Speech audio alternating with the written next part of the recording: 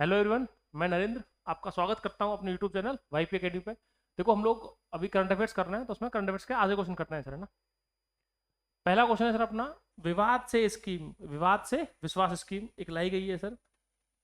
Government of India एक scheme लेके आई है, विवाद से विश्वास स्कीम। इसके अंदर क्या है, बेसिकली जो भी डिस्प्यूट हो रहे हैं उन डिस्प्यूट का रेजोल्यूशन निकाला जा रहा है। तो वो किसका है, बेसिकली ध्यान रखना सर, इनकम टैक्स का।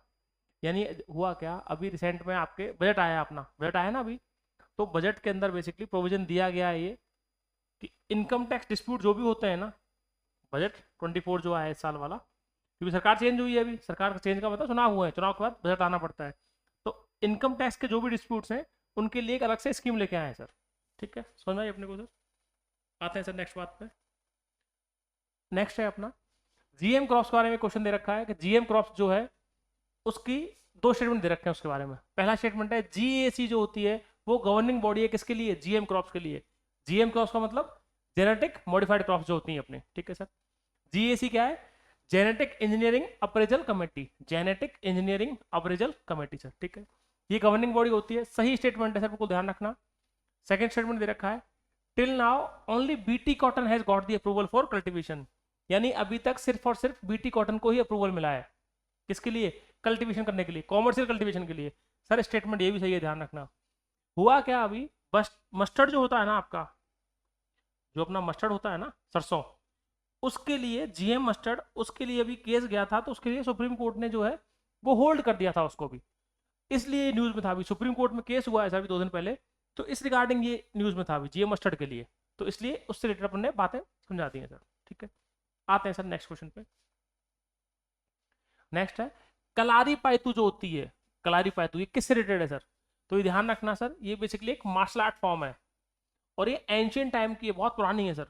और खासकर कहाँ पे होती है, केरला के अंदर सर, केरला में है एक बात।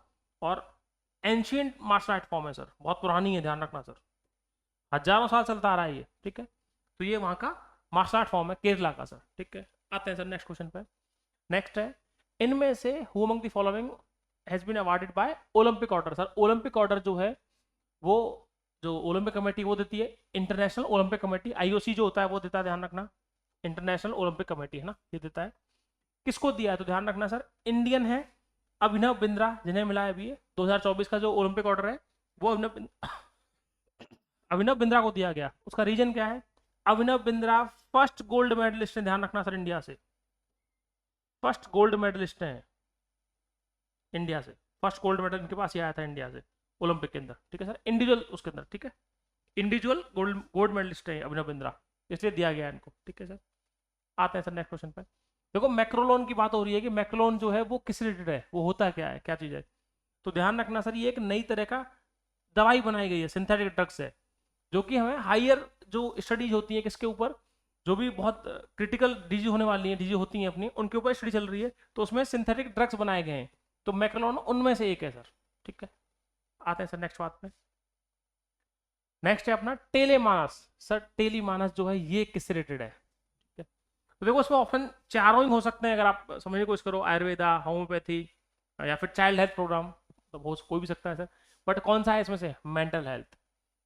टेले मतलब टेली मेडिसिन जो बोलते हैं अपन, ऑनलाइन वाला सिस्टम पूरा है ना सर, मेंटल हेल्थ के लिए बनाया गया है ये। टेली मानस जो है इंडियन गवर्नमेंट का है, और इंडियन गवर्नमेंट में किसका सर, सेंट्रल गवर्नमेंट का, ध्यान रखना सर। ये बेसिकली सेंट्रल गवर्नमेंट का एक इनिशिएटिव है, केंद्र सरकार का, ठीक है, उन्होंने स्टार्ट किया है और मेंटल हेल्थ के लिए है। आते हैं सर नेक्स्ट क्वेश्चन पे। देखो नेक्स्ट है अपना इंडियन न्यूट्रिनो ऑब्जर्वेटरी, कहाँ पर लोकेटेड है। तो ये लोकेटेड है सर तमिलनाडु के अंदर, ध्यान रखना, क्योंकि न्यूट्रिनो के ऊपर अभी रिसर्च चल रही है सर रिसेंट में।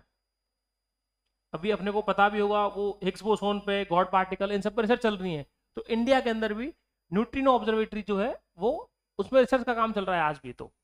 और वो अपना आंसर है सर तमिलनाडु उसका, ठीक है। नेक्स्ट क्वेश्चन है सर, ग्रीन क्लाइमेट फंड बहुत न्यूज में रहता है सर, कौन सी ऑर्गेनाइजेशन रिलेटेड है।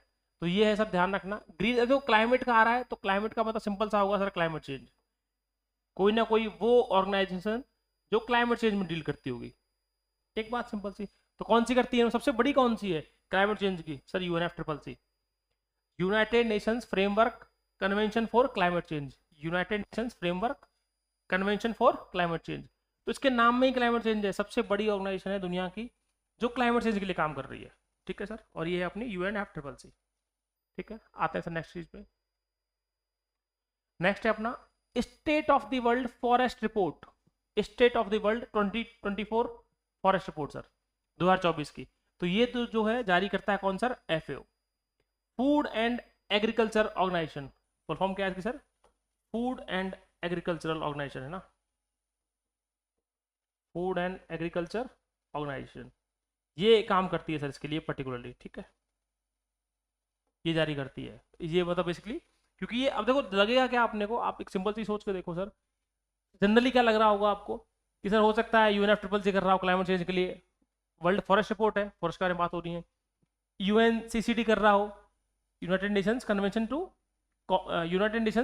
Convention to combat desertification, forest की बात हो रही है, डेजर्ट्स की बात हो रही हो, लिंक हो सकता है किसी तरह का, बट ये दोनों ही नहीं है, ना ये है ना ये है। आंसर क्या है अपना, FAO है सर, ध्यान रखना।